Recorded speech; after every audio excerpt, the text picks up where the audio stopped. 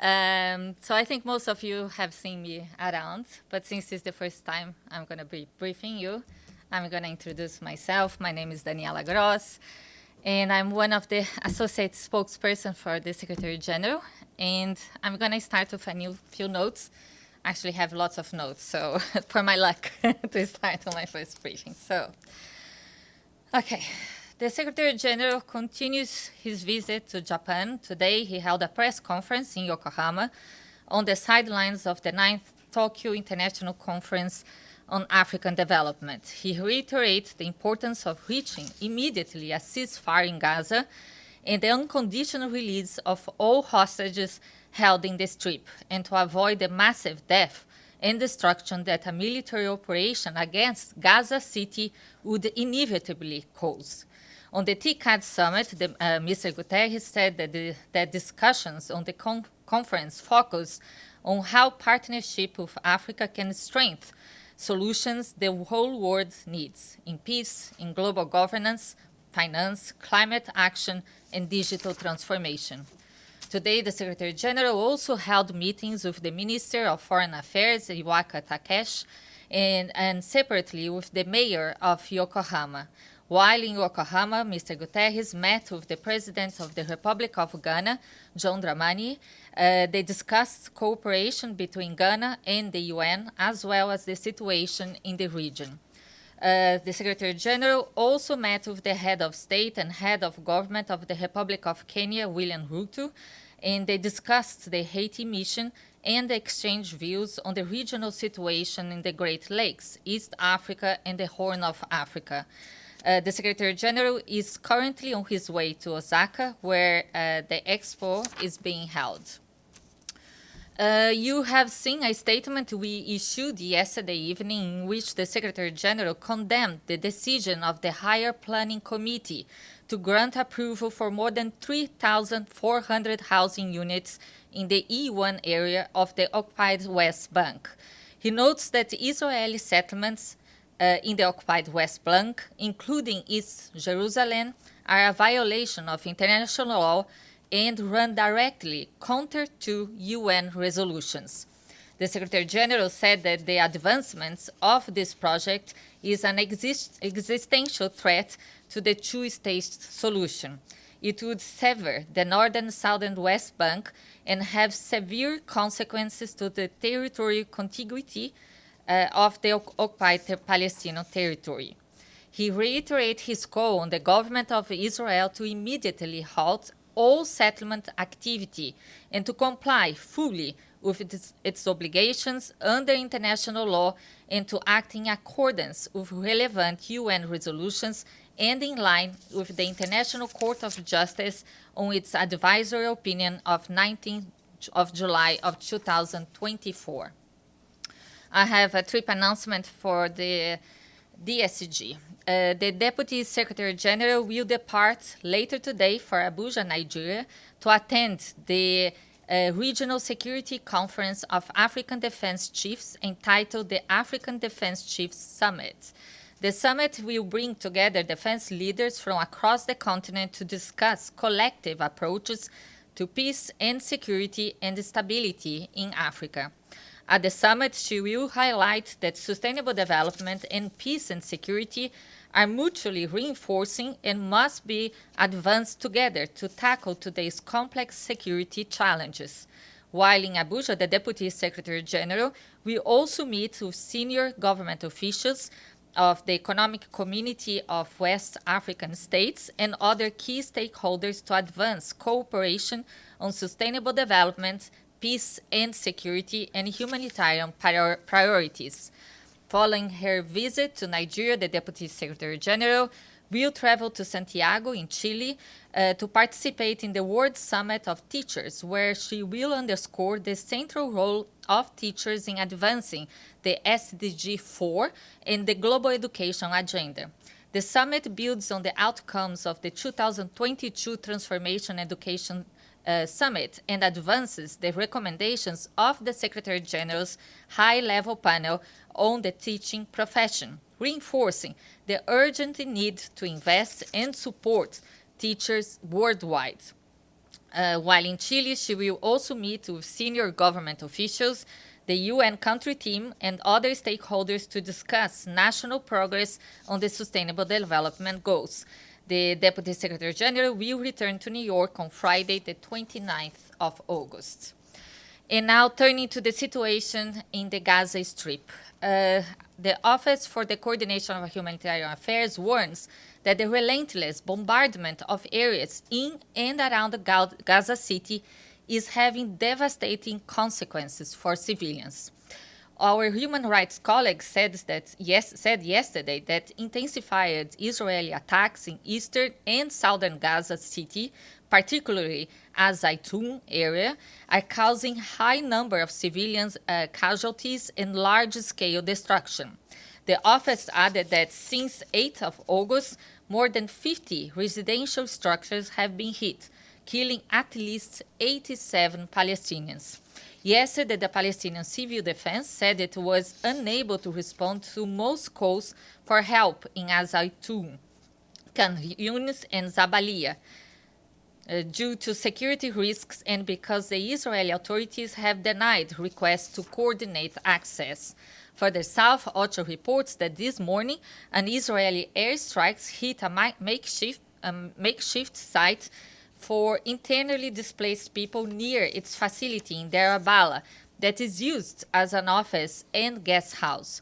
The makeshift site, which was sheltering approximately 200 families, reportedly received a warning at short notice from the Israeli military and was evacuated immediately prior to the strike.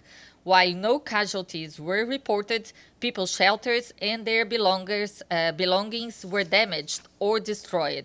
OCHA's facilities were lightly damaged, and as you can imagine, the incident was traumatic for staff who were present at the time. Thankfully, our personnel are safe and accounted for. A reminder that the coordinates of UN premises in Gaza have been shared with the relevant parties. These locations, as with all civilian sites, must be protected. OCHA reiterates that civilians, including those who cannot or choose not to move, as well as humanitarians, must be protected. Humanitarian facilities and other civilian infrastructure must not be targeted or used in attempt to shield military objectives from attack. Meanwhile, recurrent displacement continues to be reported. Partners monitoring the movement of people in Gaza estimate that between 12th of August and 20th of August, more than 16,800 new displacements were recorded across the Strip. This brings the total number of recorded movements since the end of the ceasefire in mid-March to more than 796,000. Gaza City accounted for 95% of the displacement reported, with people fleeing eastern parts of the city, such as Zaytun, and primarily moving south and west. Meanwhile, hunger and malnutrition among children are deepening. Yesterday, UNICEF said that July was Gaza's deadliest month for child malnutrition deaths, with 24 children under 5 reportedly dying. That's already 85% of the total for this year.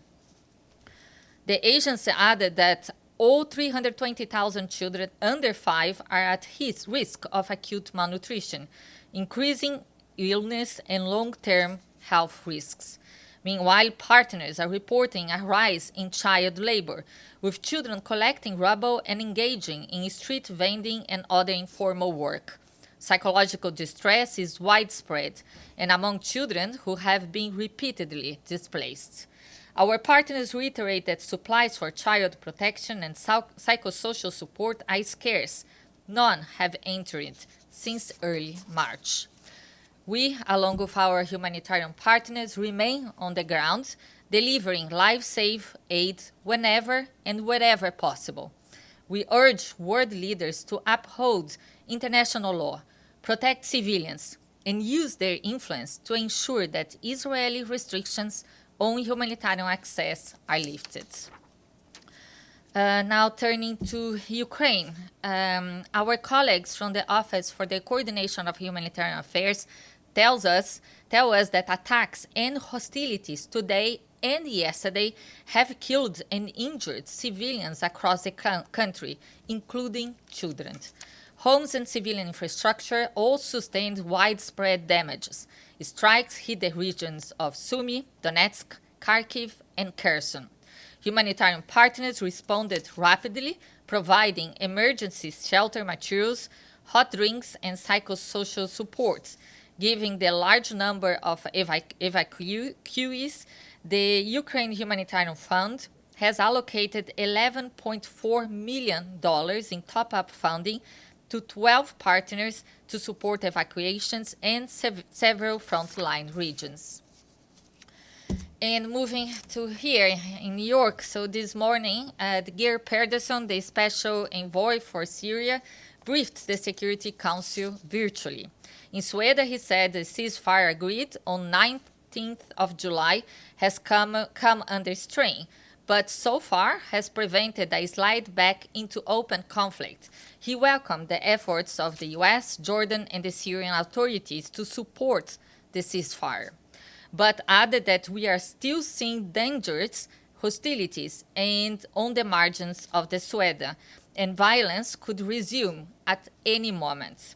Mr. Pedersen told Council members that Israel's airstrikes have subsided following the latest ceasefire, but IDF ground operations in southwest Syria have continued. He reiterated that we must insist on full respect of Syrian sovereignty, independence, and territorial integrity.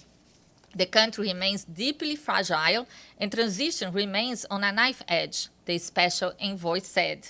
The path to a sovereign, peaceful, and inclusive Syria will demand the courage to compromise, the discipline to follow the rule of law, and the wisdom to remember, as interim President Sharon himself said this week, that unity is built not through force and bloodshed, but through understanding and dialogue, Mr. Pedersen concluded.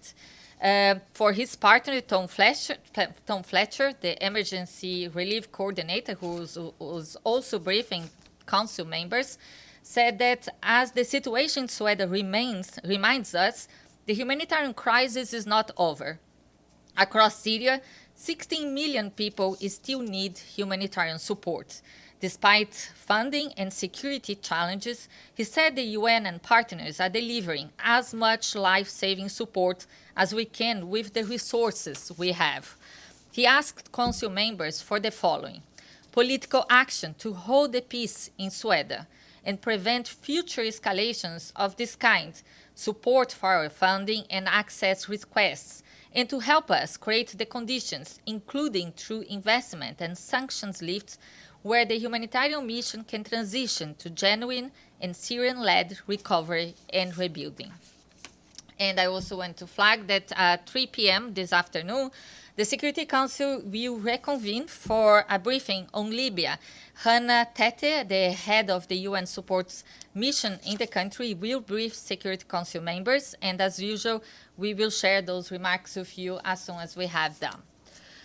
And now turning to Lebanon, the head of the mission and force commander of UNIFIL, Major General Deodato Abgnara, held meetings this week with President Joseph Aoun and the Prime Minister Nawaf Salam. During the meetings, the Lebanese leaders reaffirmed Lebanon's commitment to Security Council Resolution 1701 and the importance of UNIFIL's continued presence in the south to support the Lebanese armed forces in extending state authority. UNIFIL peacekeepers this week launched a major operation covering on an area of 180 square kilometers to find unauthorized weapons caches and infrastructure in coordination with the Lebanese armed forces. The operation led to discovery of unexploded ordnances, a cave, and a tunnel in Sector East. Yesterday, the peacekeepers found another tunnel, which was about 15 meters deep in Sector East. As per usual practice, the findings were referred to the Lebanese army. Early this week, UNIFIL's Maritime Task Force conducted a training with the Lebanese Navy and Air Force onboarding procedures in the Mediterranean Sea, simulating interception operations at sea. In addition, the Lebanese Navy recently started to integrate fully into the operations of UNIFIL's Maritime Task Force twice a month to conduct maritime surveillance. Separately, UNIFIL peacekeepers continue to support the Lebanese army in clearing rubble from roads in Sector East to enhance its deployment. UNIFIL also continues to observe Israel Defense Forces military activities in southern Lebanon, including yesterday detecting 4 mortar rounds originating from south of the Blue Line and impacting 2 areas with the mission's area of operations. And I have a humanitarian update on Sudan. The Office for the Coordination of Humanitarian Affairs is gravely concerned by yet another attack on a humanitarian convoy, this time near Al-Malit in North Darfur State, which happened on August 20th. The convoy operated by the World Food Programme consisted of 16 trucks carrying life-saving food assistance for vulnerable families. These trucks were destroyed after catching fire during the drone attack. Fortunately, all convoy personnel are safe and accounted for. In a statement issued a short while ago, the acting resident and humanitarian coordinator in Sudan, Luca Renda, condemned the attack in the strongest terms and called for an immediate and independent investigation into the incident for parties found responsible to be held to account. OCHA stressed once again that international humanitarian law must be respected and the safety and protection of humanitarian personnel and supplies must be ensured. Humanitarian workers must be allowed to carry out their work without fear, obstruction, or violence. This latest attack comes less than 3 months after another attack on a WFP and UNICEF humanitarian convoy in Al-Khoma, North Darfur State, in early June. That convoy was awaiting clearance to proceed to the state capital El Fasher. 5 members of the convoy were killed and several more people were injured. These attacks come at a time when nearly 25 million people in Sudan are experiencing acute hunger. Meanwhile, food insecurity continues to deepen across Sudan. According to WFP's Market Monitor for July, prices for all major food items rose sharply compared to June, driving the national average cost of the WFP local food basket up by more than a quarter. The surge is largely driven by extreme price hikes in the markets in Al Fasher and Kadugli, the capital of South Kordofan state. The UN and its partners continue to respond to urgent needs wherever access is possible. But insecurity, logistical constraints, and underfunding remain major barriers to scaling up humanitarian assistance. Sorry, I'm almost there. So just a few more. Turning to the Democratic Republic of the Congo, the Office for the Coordination of Humanitarian Affairs warns about the devastating impact of recent violent attacks on civilians in the east of the country. Since mid-July, armed groups have killed more than 150 civilians in North Kivu and Ituri provinces, including women and children, according to local authorities and partners. The attacks have displaced thousands of people. Civilians continue to be subject to abductions, sexual and gender-based violence, and other human rights violations. In South Kivu, ongoing violence and insecurity have deprived more than 250,000 people of humanitarian assistance along key supply routes in Fizi territory. This week, an OCHA team successfully negotiated the release of essential medicines that had been blocked since June due to the ongoing security in the area. In addition to the security situation, limited funding is also hampering humanitarian operations.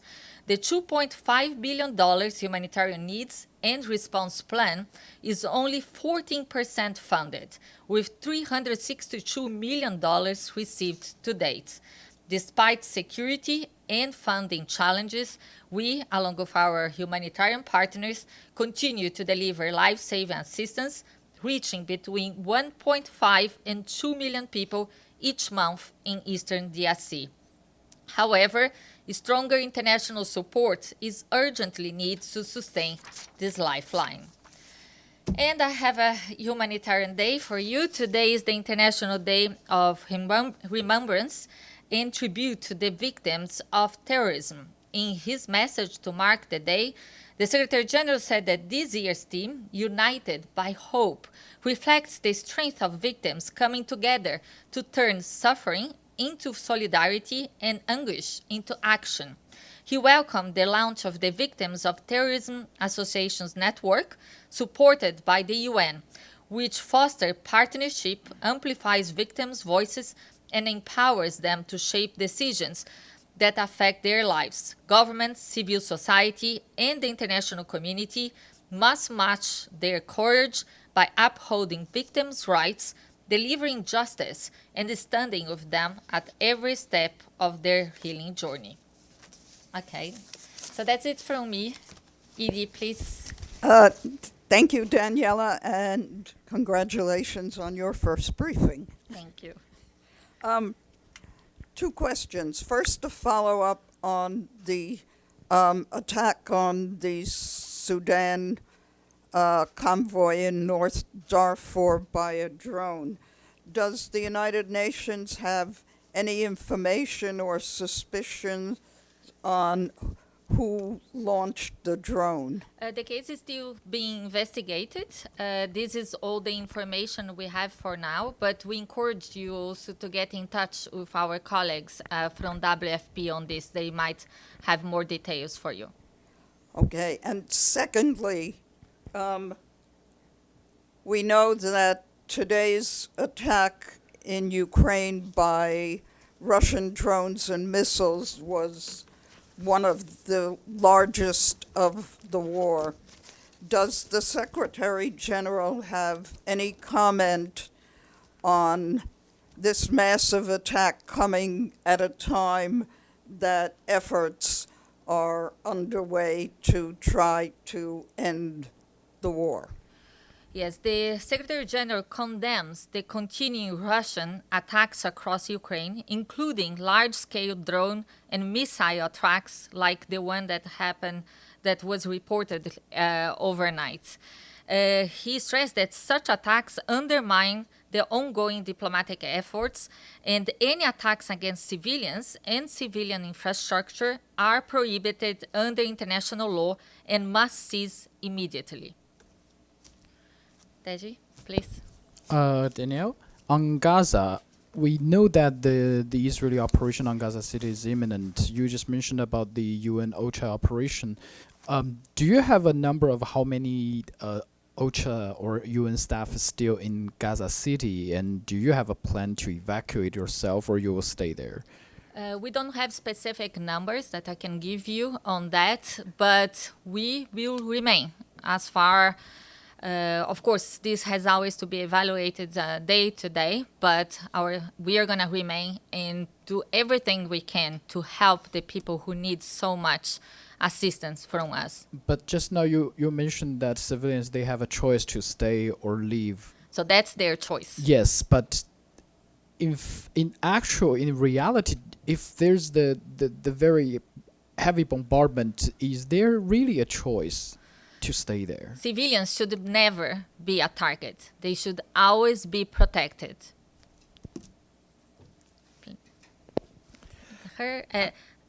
Perhaps, we go here first and after I go. Hi, Daniela. I have a question on a different topic not mentioned by you. Let's see if I have any information on that. I might have, might not. As you probably know, the United States are moving 3 destroyers towards the coast of Venezuela, carrying more than 4,000 serving members expected to arrive next weekend, allegedly to address threats by national security excuse me, threats to national security from narco-terrorist organizations in the region. The Venezuelan government has replied with the mobilization of more than 4 million militia fighters in response. Any comment of the Secretary General?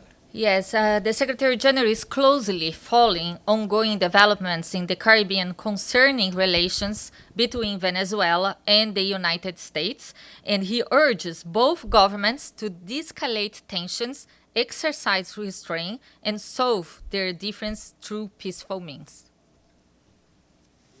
You're welcome.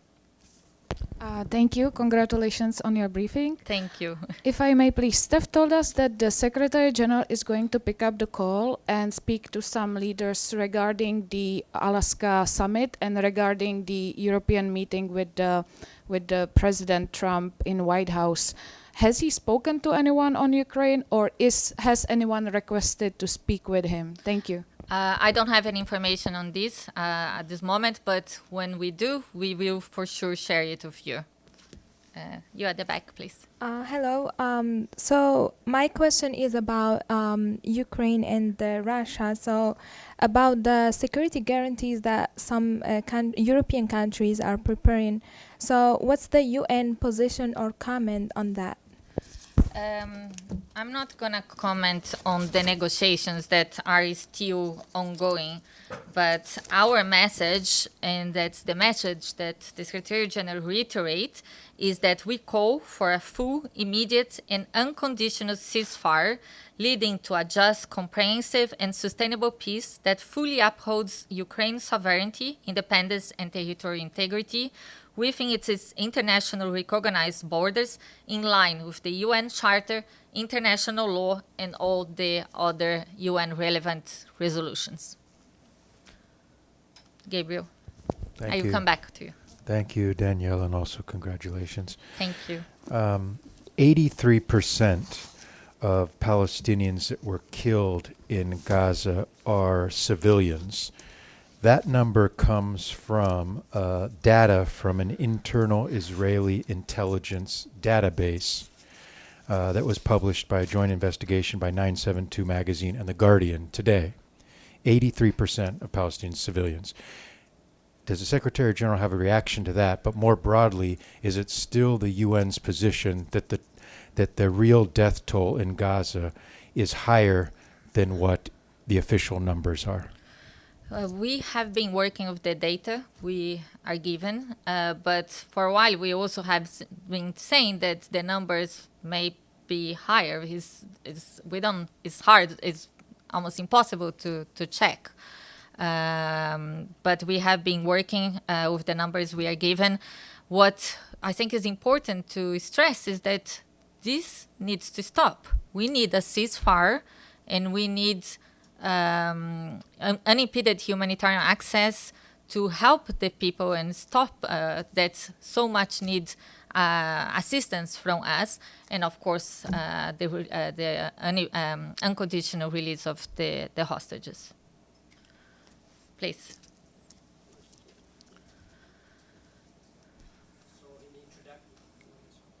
Sorry, I'm new here. That's why I need to get used to. I'm new here too. I know, I guess. So, in the introduction, you mentioned that you said that in Sueda, in Syria, violence can resume at any moment. Can you elaborate more on that, and what role is the United Nations playing to make sure that Sueda or the Druze community in Syria are not going to be attacked again by extremist groups from within the Syrian government?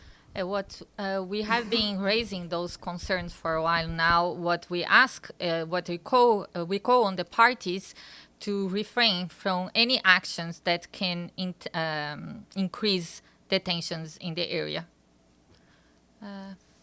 I can go back to you. Again, my second question is: hundreds of reporters were killed in the past 2 years in Gaza. So Sorry, I can't hear you properly. Yeah. okay, 100 of reporters were killed in Gaza the past 2 years. So can we expect any calls from the UN to allow international reporters into Gaza? Otherwise, the information will be always missing. We have been calling for the access of reporters, journalists like you to Gaza for a while now, because your job, your work is essential. So we can have the proper information, the information coming from the ground, and you can do the work you can do so well. Let's see if I have any questions online. I even forgot the questions online. No, we have no questions in the chat. Do we have anyone else here? Oh, sorry. You, please. And the data from Israel side and the data from the UN side, there are a lot of differences with the numbers. And Israel actually has repeated accused that UN is spreading misinformation by having different numbers. What is the UN's position on that? And are you worried this would reduce the credibility of the UN's data? You mean different numbers in relation to what? Sorry, I couldn't get. Like for example, there are different numbers with the aid going into Gaza.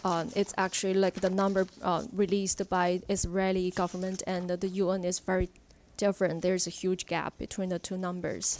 Okay, I have a look here because I think I have something on that. Sorry. Sorry about that.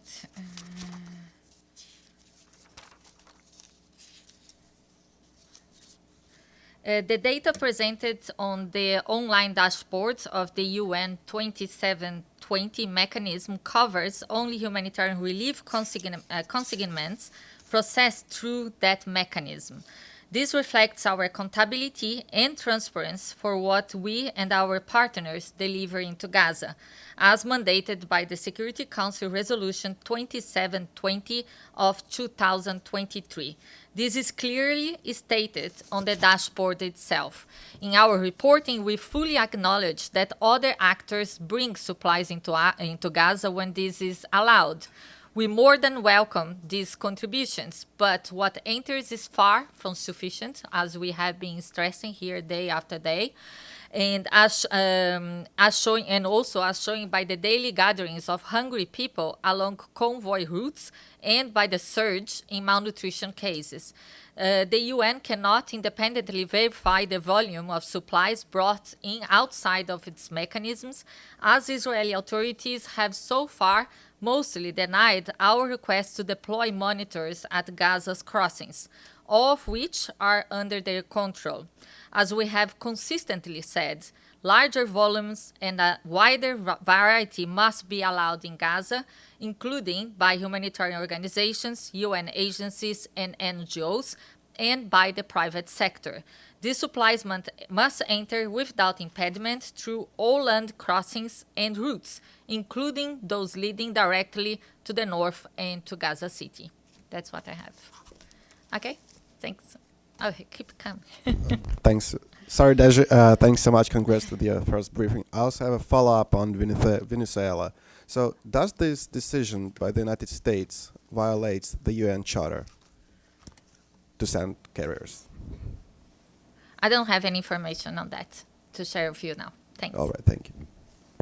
A follow-up on the number. Yesterday, the U.S. ambassador to the Israel, Mike Huckabee, when accepting interview, said that there are enough aid actually get into Gaza. It's the failure is the delivery or distribution. That's what he said. Do you agree?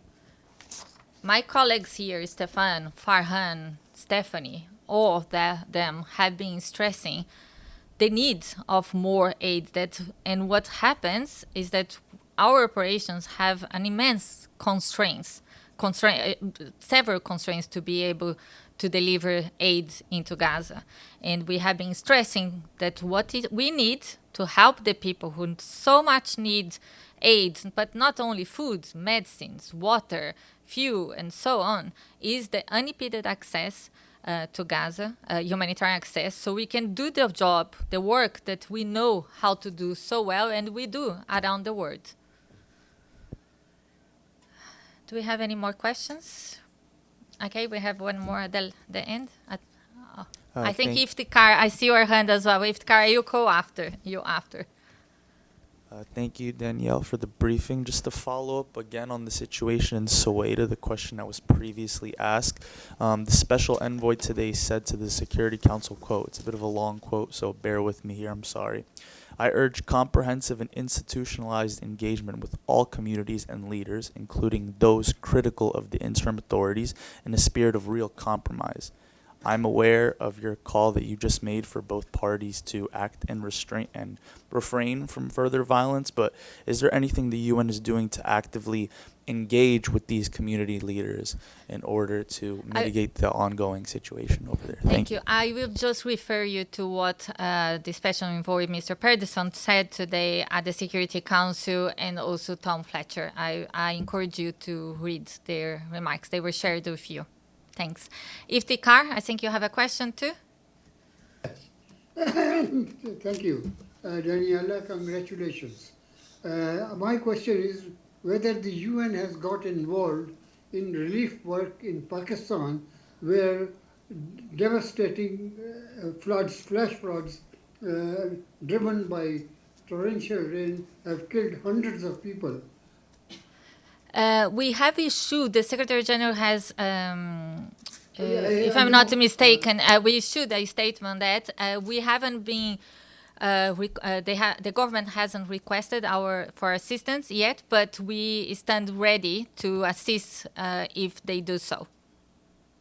Thank you very much. Thank you. Thank you so much, everyone. Have a great afternoon. Bye. Thank you so much. And thanks for the patience.